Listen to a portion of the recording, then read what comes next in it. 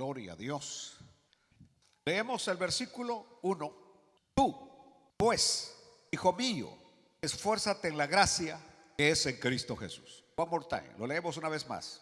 Tú, pues, hijo mío, esfuérzate en la gracia que es en Cristo Jesús. Padre amado, te damos gracias en esta noche por este manjar que tenemos frente a nosotros de tu santa palabra.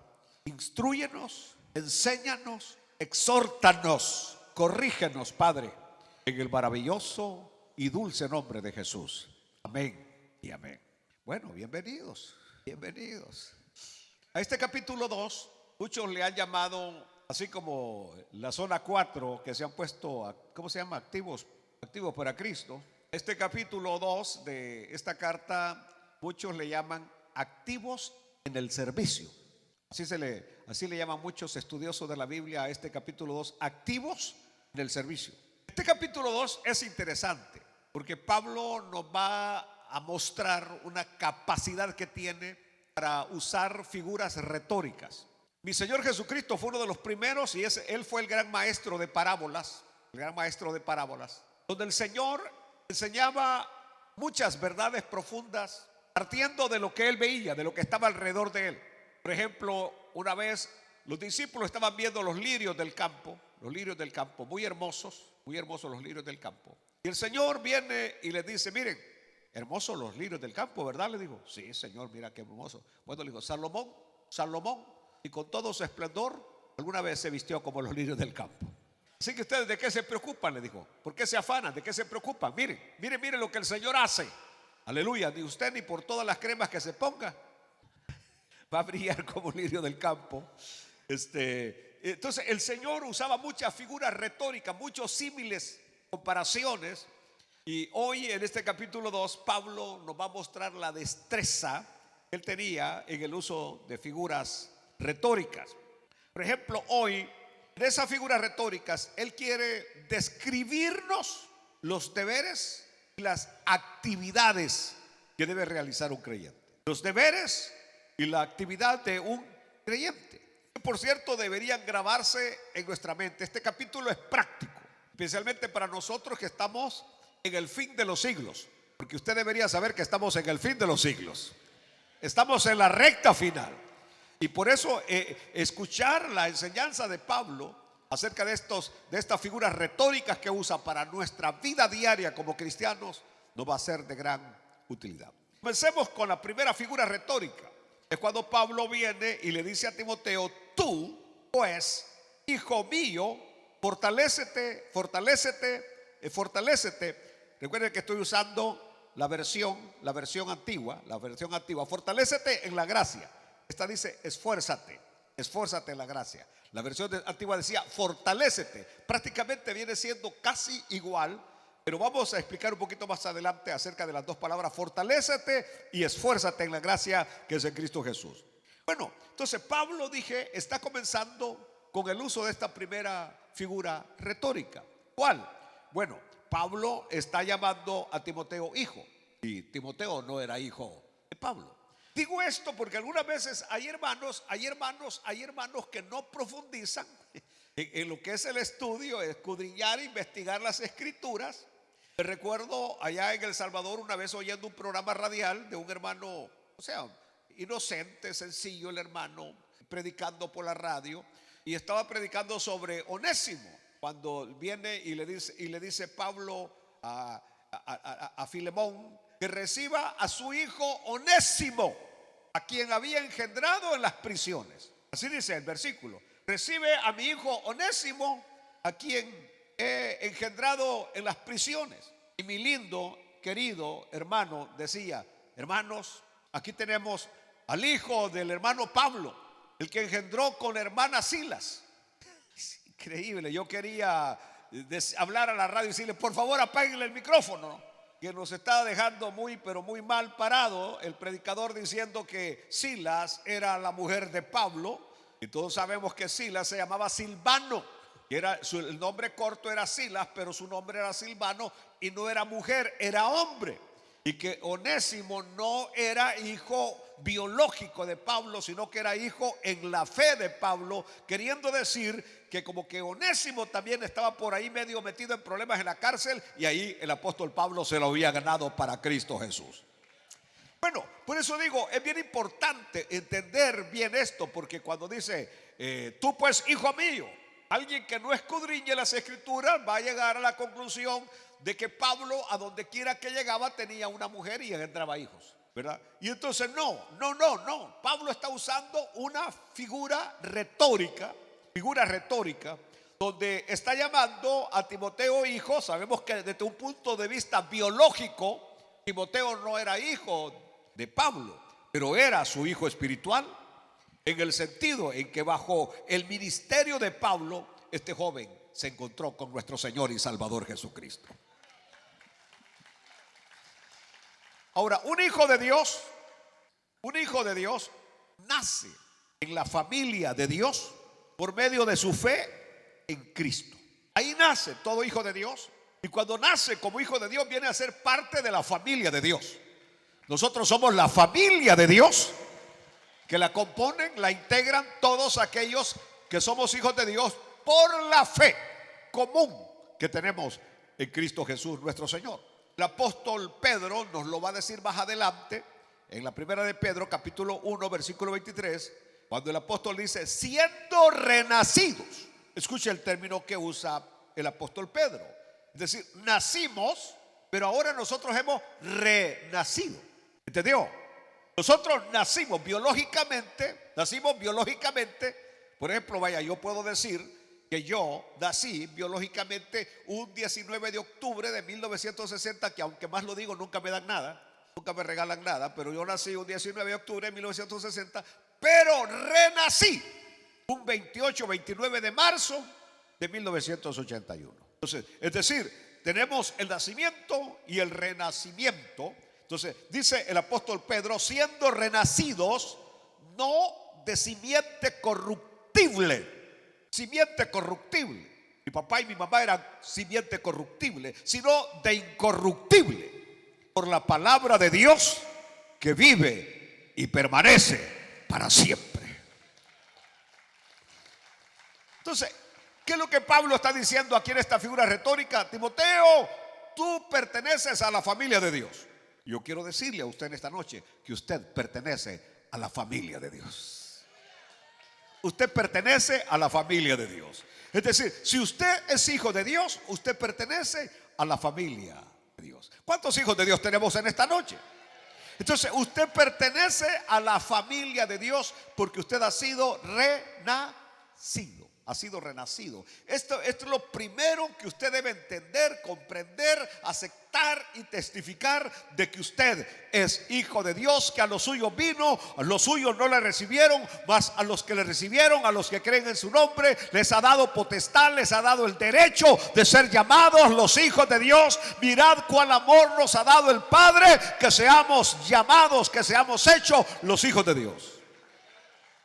Hijos de Dios. Pertenecemos a la familia de Dios. Aleluya. Ahora bien, cuando Pablo le dice a Timoteo, fortalécete en la gracia. ¿A dónde le dice Pablo a Timoteo que se fortalezca? Y el otro término que usa la otra versión es esfuérzate en la gracia. Fortalécete en la gracia. Esfuérzate en la gracia. Oh, mis amados, cómo yo hubiera querido saber esto en mis primeros años de cristiano. Dios mío, a mí me enseñaron otra cosa. A mí me enseñaron esfuérzate en ti mismo. Esfuérzate en ti mismo, no en la gracia, sino en ti mismo. Y le voy a decir algo muy, pero muy verdadero en esta noche.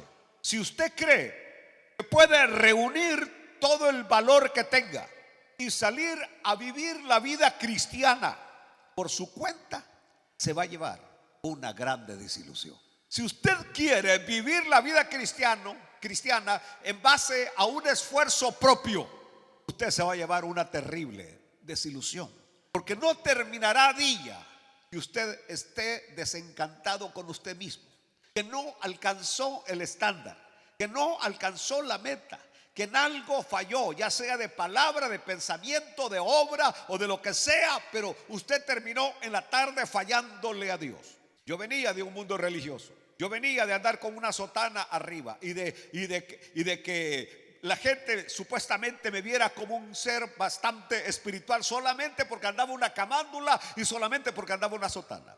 Así lo pensaba, así lo creía. Y cuando llego al evangelio y empiezo a escuchar las predicaciones de los pastores, me di cuenta que como que estaba en el terreno perfecto, porque todos decían que uno tenía que ganarse la salvación, que uno tenía que ganarse todos los favores de Dios. Y yo empecé a vivir la vida de esa manera, tratando yo de agradar a Dios, tratando yo de ganarme la salvación a mi manera, esforzándome, haciendo esto o haciendo lo otro, etcétera. ¿Cuál era el punto? Yo me recuerdo, y se los he dicho miles de veces a ustedes, que cuando llego al Señor, yo le digo: Señor, no te preocupes de mí, Señor, preocúpate por el hermanito aquel carnal, preocúpate por la hermana aquella chambrosa, preocúpate por la hermana aquella chismosa, preocúpate por aquel hermano coqueto, preocúpate por aquel hermano lengón, pero de mí no te preocupes, Señor, porque yo me la valgo por mí mismo. Así llegué al Señor, diciéndole al Señor: yo puedo con el 100%, Señor. No habían pasado unos cuantos semanas ya en Cristo Jesús cuando me di cuenta que yo no podía con el paquete de 100. Que todas las tardes, todas las noches terminaba de rodillas diciéndole: Señor, aquello que vi no tenía que haberlo visto, de aquello que me reí no tenía que haberme reído, aquello que pensé no tenía que haberlo pensado, etcétera, etcétera. Y me di cuenta que no podía con el 100. Entonces yo a ustedes se los parafraseo de esa manera, que le dije: Señor, ¿sabes qué, Señor? Déjame el 75 a mí.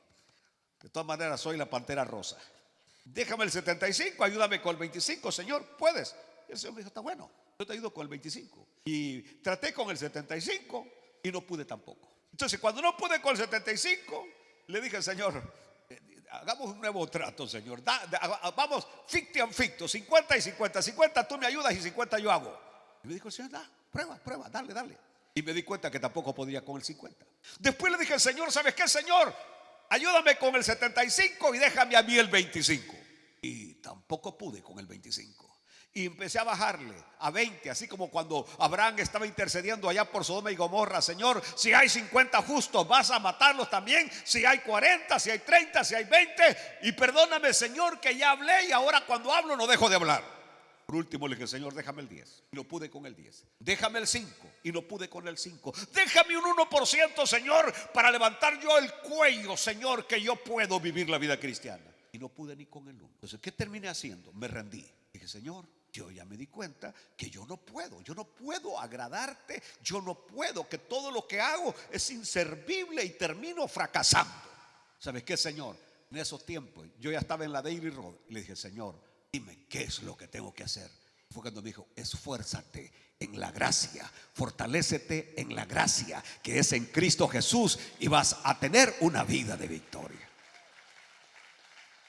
Por eso le dije que si yo hubiera conocido esta verdad antes, no hubiera fracasado antes. ¿Cuál era el punto? Yo pensaba que la vida cristiana era de reglas. Es decir, cuando hablo de reglas es, por ejemplo, no critico a los que se dejan crecer el bigote, pero para mí usar bigote era pecado. Usar patilla era pecado. Usar anillos era pecado. Usar una cadena era pecado. El cabello tendría que andar recortado. La camisa adentro como todo un buen cristiano. Los zapatos, todo. Es decir, yo pensaba que a Dios le agradaba con mi exterior, con lo exterior. Hasta que leyendo la Biblia me di cuenta que Dios no te mira por afuera, Dios te mira por adentro.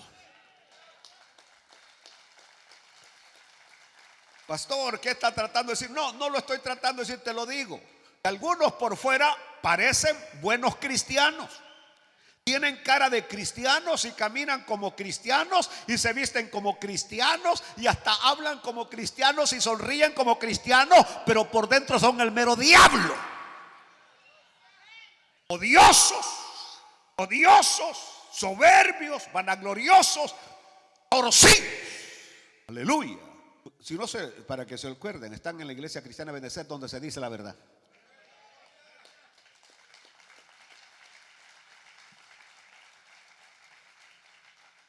Entonces, ¿qué sirve que por fuera yo, qué bonito se ve con esa chaqueta, pastor? ¿Y por qué no se puso los lentes hoy? Porque ya medio veo.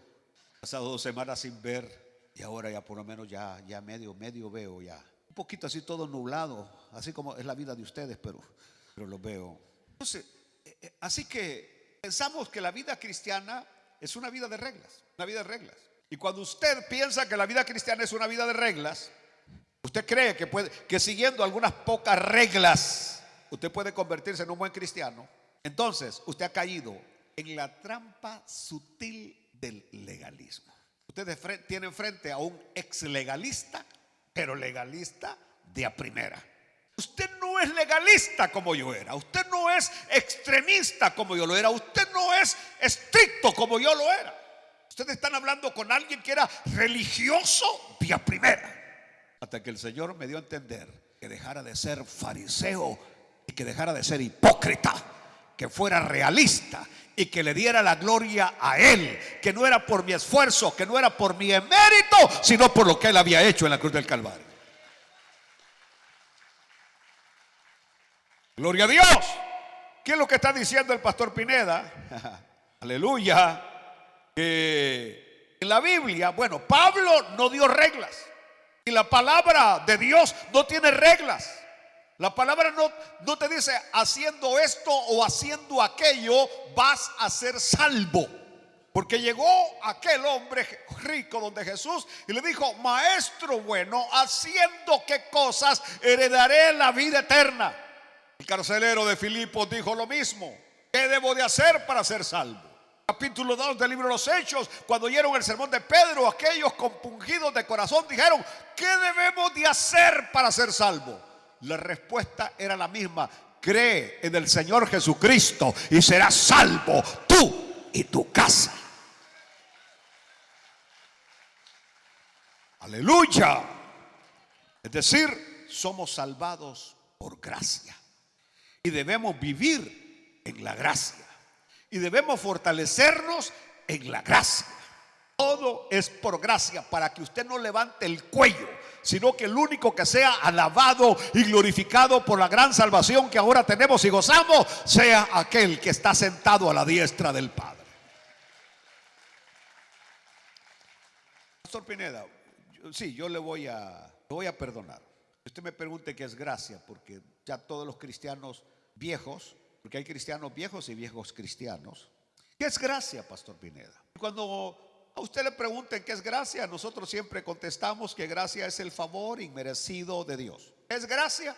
El favor inmerecido de Dios. ¿Qué es gracia? El favor inmerecido de Dios. ¿Qué es gracia? El favor inmerecido de Dios. Muy bien, pero ¿cuál es el favor que hemos recibido de Dios? ¿Cuál es el favor inmerecido que hemos recibido de Dios? El apóstol San Pablo nos lo dice: el favor inmerecido que hemos recibido de Dios se llama Cristo Jesús. Él es el favor inmerecido que hemos recibido. Es decir, usted no merecía que Cristo muriera por usted. Usted no merecía, ni yo merecía, que el Señor dejara su gloria y bajara a esta tierra a morir por nosotros. No lo merecíamos. Por eso se llama un favor inmerecido de parte de Dios. Ahora viene Pablo y le dice a Timoteo: esfuérzate, fortalécete. En las dos versiones, 9 y 60, esfuérzate, fortalécete. Y Pablo va a usar 25 veces palabras como esta para animar al joven pastor Timoteo. ¿Animarlo a qué? A ser fuerte. Dios no quiere cristianos débiles. Él quiere cristianos fuertes, quiere cristianos 4x4, todo terreno, que nada los detiene, nada, absolutamente nada. Aleluya. Hay cristianitos de esos carritos de papel que ahora hacen, ¿no? Desechables. Y con solo una mirada o con una palabra que el predicador dice y la sacan fuera de contexto, ya andan arrastrando los caites y ya andan diciendo: nadie me quiere, nadie me ama. Tú tienes que ser fuerte. Aleluya. Aleluya. Un cristiano fuerte, no un llorón. Aleluya. Por eso San Pablo dice: portaos varonilmente, que significa no sean afeminados. Esa es la traducción literal: no sean mamitas, no se pongan la mano en la cintura para mover el café. Caminen como hombres, hablen como hombres. Pastor, y nosotras las mujeres, pues mujeres, no debiluchas, no lloronas, sino fuertes. Aleluya. Hueso difícil de roer. Aleluya. Esfuérzate. Pablo anima a Timoteo y le dice: esfuérzate, Timoteo, resiste en tu labor. Sabe que, bueno, esto es parte mía y no me critiquen. Yo sé que me critican. Me critican por el hecho de que hace algunos cuantos años en la universidad estudiando psicología y fui profesor de psicología, y algunos dicen: el profesor, el pastor es psicólogo. Olvídense, yo no soy psicólogo, aquí no soy psicólogo, aquí no soy maestro, aquí soy el predicador de la palabra de Dios. Mas sin embargo, utilizo ciertos conocimientos que tengo para darme cuenta a quién tengo enfrente. A mí usted no me va a bajar con una varita, ¿entendió? Como decía, ahí sí voy a sacar a mi papá. Yo sé con los bueyes que aro, decía. Aleluya. Es decir, a mí no tan fácilmente entonces, lo que estoy diciendo es que, por ejemplo, cuando yo veo el perfil de Timoteo, quiero ver cómo era Timoteo. ¿Cómo era Timoteo? Parece que Timoteo era tímido, así como ustedes. Era tímido. Por naturaleza, Timoteo era tímido.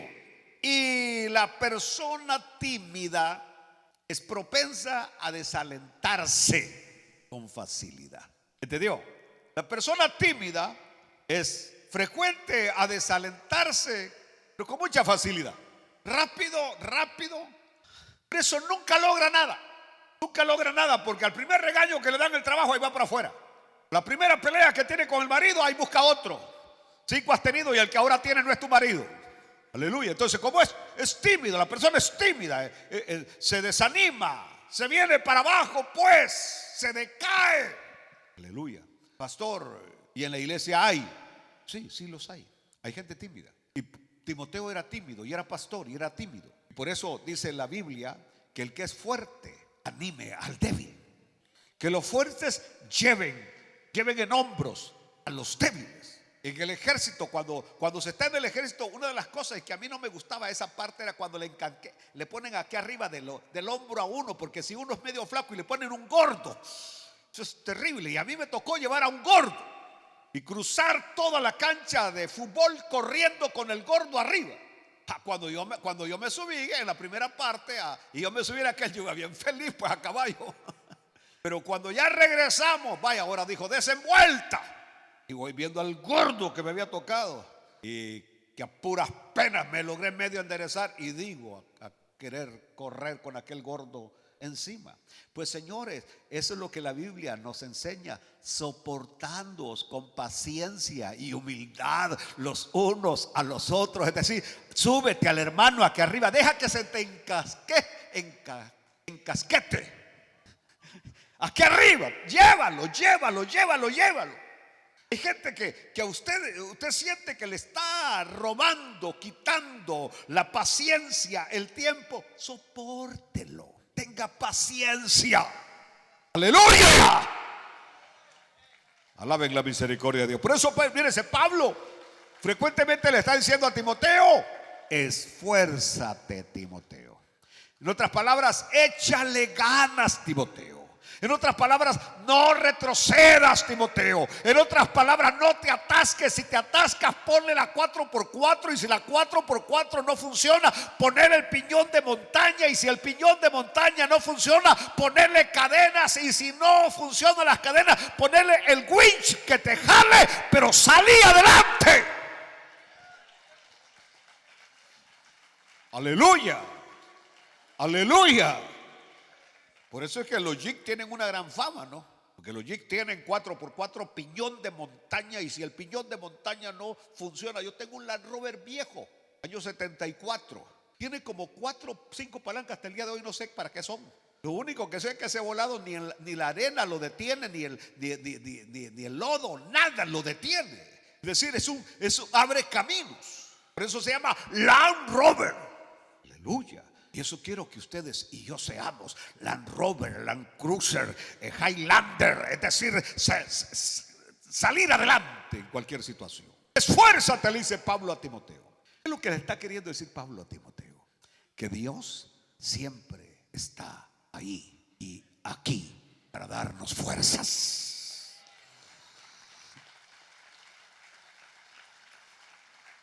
Es una de las cosas que a mí me sorprende de Dios, que tiene millones y millones de hermanos aquí en la tierra, creyentes, que le oran, que buscan su rostro. Y Él tiene oídos para todos. Él dice que vive para interceder por nosotros. Así que apenas sale un gemido de nosotros, un llorido o una petición, el oído, dice David, Él inclinó su oído y me levantó. Digan gloria a Dios. Inclinó su oído, escuchó mi oración, me levantó. La palabra del Señor dice que en Isaías capítulo 40 versículo 29, Él da esfuerzo al cansado y multiplica las fuerzas. Y multiplica la fuerza. Alguien ayúdeme por favor a entender la Biblia, porque yo estoy apenas comenzando. Apenas estoy comenzando en la Biblia. Porque ¿cómo es que dice la Biblia? Él da esfuerzo al cansado y multiplica las fuerzas al que no tiene ningunas. ¿Qué es lo que Él multiplica? Si no tiene fuerzas ningunas, ¿qué es lo que Él multiplica? ¿Entendió? Es decir, el punto es que aquí usted no diga, es que yo, usted no es nada. Nosotros no solamente no ayudamos, sino que estorbamos a la obra de Dios. Y yo digo que más ayuda el que no estorba. ¿Te puedo ayudar, mamá, a echar tortillas? Y la muchachita no sabe, porque las de hoy no saben hacer tortillas. Aleluya. Y a los jóvenes de esta iglesia les voy a decir que el primer requisito que deben encontrar ellas es que sepa hacer tortillas, que pueda hacer arroz con camarones, que pueda hacer frijoles, sopa de res, sopa de mondongo. Luna, no te vayas. Chilaquiles. Pero mi amor, ¿qué vamos a cenar hoy?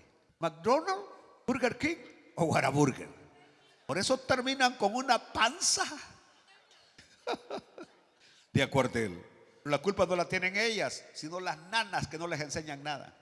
Aleluya, aleluya, aleluya.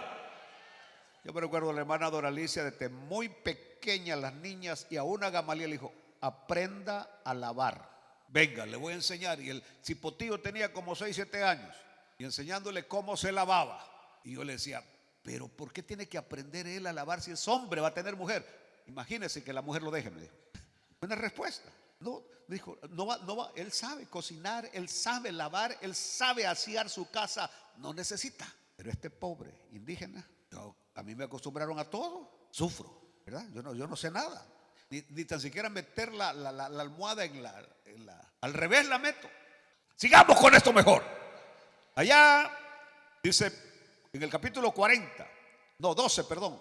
No, hermano, ahí la otra cita cuando dice, los que esperan a Jehová tendrán nuevas fuerzas. Alaben a Dios. Los que esperan a Jehová tendrán nuevas fuerzas.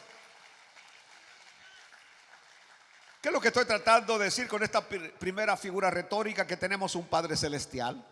Dije que tenemos un Padre Celestial. No estamos huérfanos. Tenemos un Padre Celestial que cuando las cosas andan mal aquí, podemos ir a Él. Podemos apelar a Él. Pero también vamos a decir algo más, que cuando fracasamos y no tratamos de huir, lo peor que usted puede hacer cuando fracasa es retirarse de Dios. A ver, ¿quién de ustedes se acuerda cuando su papá lo iba a castigar y que usted se corría? ¿Cómo le iba? A ver, díganme ustedes, ¿cómo le iba? Peor. Te iban a caer 3, me decía mi papá. O te iban a caer 2, pero por haberte corrido te tocan 3. Es que no te hubieras corrido, me decía. Así que hoy te toca más del castigo por haberte corrido. Y cuando lo querían castigar y uno se levantaba, la punta de la correa dolía más. ¿Se acuerdan ustedes de eso? ¿Tienen recuerdos? Yo sí los tengo. Corría la correa y lo alcanzaba uno. Si usted fracasa en el camino del Señor, manténgase firme en la iglesia. Dios es lindo para levantarlo y restaurarlo. Pero si usted corre y si usted se aleja de Él, recuérdese, el castigo será más doloroso. Que la punta del látigo duele más de lejos que el látigo de cerca. Eso es lo que hacen muchos cristianos, y es probable que en este momento alguien que me está escuchando en su casa me está viendo en su casa. Lo peor, hermano y hermana, que usted ha hecho es quedarse en casa. Cuando usted fracasó, sin importar el tipo de fracaso que haya tenido, era de haberse mantenido lo más cerca de Él. Porque es mejor caer en las manos de Él, en el trato de Él, y no en el trato del hombre. Porque el hombre es injusto, pero el Dios que está en los cielos es un Dios justo.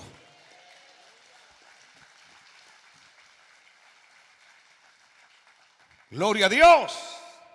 Bueno, regresemos un momento a esta figura retórica que tenemos para terminar aquí. Somos hijos de nuestro Padre Celestial.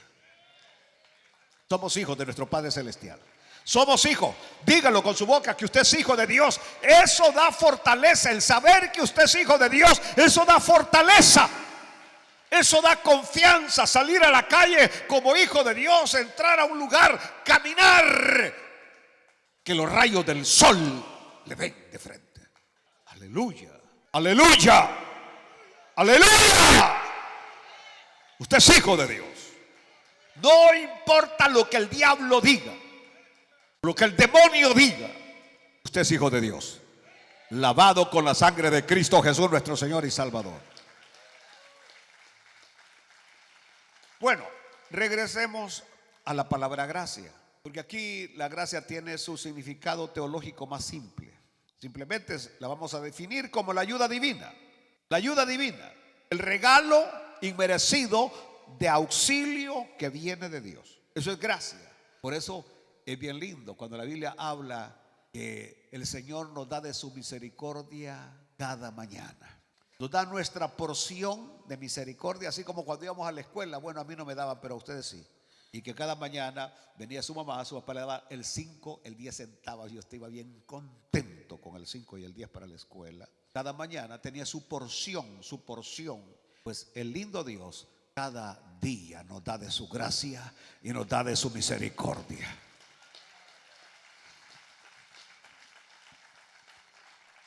Ahora bien, cuando San Pablo dice resistir en la gracia, porque hay otra traducción que así lo traduce, resistir en la gracia. Por eso les digo a ustedes la importancia de leer la Biblia en varias versiones. Esfuérzate en la gracia, fortalécete en la gracia, resiste en la gracia. Resistir en la gracia, en el favor inmerecido de Dios para nosotros que es Cristo Jesús.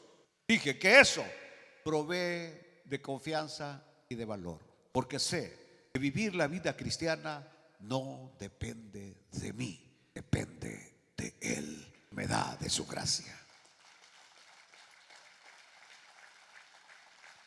Esa confianza y valor que jamás vamos a lograr cuando nosotros queremos agradar a Dios por nuestro propio esfuerzo. Terminamos decepcionados, terminamos desanimados cuando nosotros queremos vivir la vida cristiana en base a reglas nuestras o a esfuerzo nuestro. No hay nada que pueda hacernos más fuertes como decir: soy un hijo de Dios en Cristo Jesús. Aleluya. Decir en la mañana y decir cuando usted va en el vehículo y decirlo en su interior cuando alguien lo está molestando como creyente, y usted dice en su interior: soy hijo de Dios. Y no solamente eso, sino que usted puede decir: soy hijo legítimo del Dios omnipotente.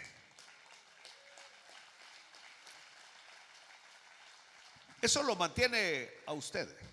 De tal manera que donde quiera que usted va y donde quiera que usted entra, donde quiera que camina, usted sabe que es hijo de Dios. ¿Entendió? Usted en el trabajo, usted sabe que es hijo de Dios. Usted va a ir a una tienda, usted sabe que el que va entrando es un hijo de Dios.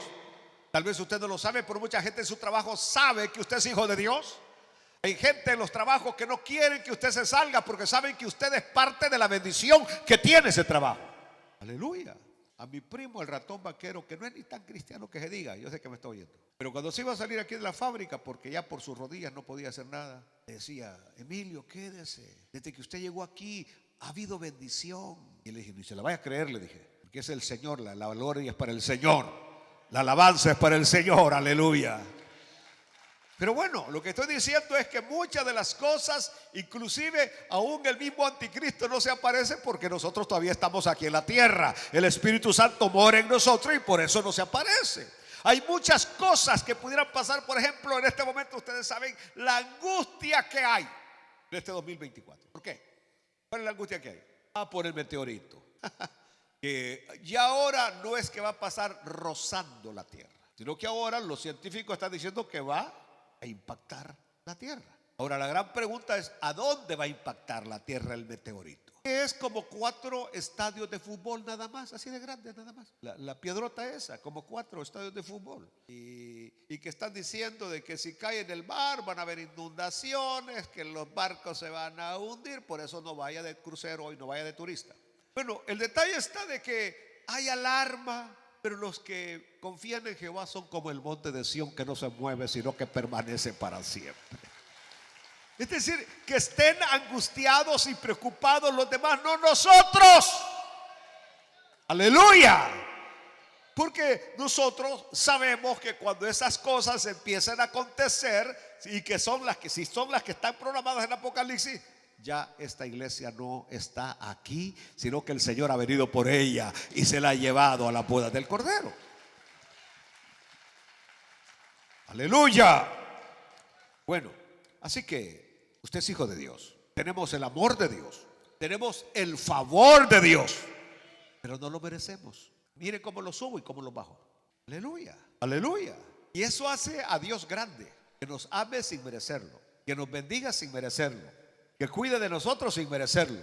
Que ahí vino un hermano con un milagro, que iba a dormir a un perrito porque el perrito lo atacó otro perro y lo dejó desangrado y lo dejó moribundo, que el pobre perro estaba agonizando. Y el hermano me dice: ¿sabe qué? Hicimos una oración y de repente el gran milagro, que el perro se sanó y le salió pelo donde no tenía pelo. Es decir, y usted puede decir: hasta el perro, sí, hasta ahí se glorifica el Señor. Dios es poderoso. Pero el punto está que no lo merecemos, sino que esa fuerza viene de pura gracia de parte de Dios. Ahora bien, ya casi estoy terminando, porque Pablo sabía lo que era recibir la fuerza de la gracia de Dios. Cuando él escribe a los Corintios, en el capítulo 12, versículo 9 dice: y me ha dicho, bástate mi gracia, porque mi poder se perfecciona en la debilidad. Por tanto, de buena gana me gloriaré más bien en mis debilidades, para que repose sobre mí el poder de Cristo. Cuando uno ha sido objeto de gracia, uno también puede animar a otros. Eso es como cuando el Señor ha tenido misericordia de nosotros. ¿Verdad que Dios ha tenido misericordia de nosotros? Yo siempre lo ilustro con el caso de David. David había sido objeto de la misericordia de Dios, porque de ser un simple pastorcito de ovejas, el Señor lo había convertido en rey de Israel. Vivía en palacio David. Por eso cuando está en la recta final de su vida, y cuando Saúl ha muerto, dice David: ¿habrá quedado alguien descendiente de Saúl, el que lo había perseguido a él, para que yo le muestre misericordia por amor a Jonatán? Y le dijeron a David: ¿ha quedado uno por ahí? Le dijo: está en Lodabar, se llama Mefiboset, vive allá en las casas de cartón. Ahora son del escalón, las casas de cartón. Y le dijo: venga a traerlo. Allá estaba el pobre Mefiboset, que estaba lisiado. Era descendiente de una familia real del rey Saúl, pero allá estaba el pobrecito viviendo de la limosna, porque no podía ni caminar, estaba lisiado. Y llega la guardia real, y Mefiboset pensaba que David mandaba a traer para cortarle la cabeza. Y cuando está temblando: ¿eres Mefiboset? Sí, yo soy. Y le dice el guardia: no tengas temor, el rey te ha mandado a llamar. Y cuando llega, le dice David: a partir de hoy comerás a mi mesa. Vas a vivir por aquí, cerca del palacio, aquí, como eres, como naciste, así como usted y yo, que nacimos para ser los príncipes de Dios, los hijos de Dios, el pueblo de Dios, la familia de Dios. Termino en esta noche con Tito capítulo 2 versículo 11. Porque la gracia de Dios se ha manifestado para salvación a todos los hombres. La gracia de Dios provee la salvación, provee el Salvador. El hombre no puede proveer su propia salvación. La gracia de Dios no solamente provee la salvación, el Salvador, sino que no hay nada que el hombre pueda hacer para salvarse solo. Sin ese Cristo que vino a morir en la cruz del Calvario por nosotros, no habría salvación. Somos salvos por Cristo Jesús nuestro Señor. Pero Pablo le dice a Timoteo: tú pues. A mí me desencantan aquellos que ya no voy a la iglesia, es que mi mujer ya no quiere ir. ¿Y a vos qué te importa? Es que ya no veo al hermano tal. ¿Y a ti qué te interesa? Es que ya no canta fuera. ¿Y a ti qué te importa? Que no cante, que no predique, que... Tú pues esfuérzate en la gracia que es en Cristo Jesús nuestro Señor. En otras palabras, si otros se quedan, déjalos. Si otros se apartan, es su problema. Si otros no quieren seguir, es problema de ellos. Tú pues sigue adelante en el camino del Señor hasta llegar a la meta final. Póngase de pie, por favor. Amado Padre Celestial, creo que el mensaje ha sido más que claro. Que sin tu gracia estamos perdidos. Que no se trata de seguir reglas o esforzarme en lo humano, sino esforzarme en la gracia, fortalecerme en la gracia, resistir en la gracia. Gracias por saber que tú estás ahí siempre a mi lado para ayudarme, para alentarme. Qué Dios más grande el que tenemos. Qué Dios más maravilloso el que adoramos. Eres digno de gloria por siempre. Digan un amén en esta noche, hermano.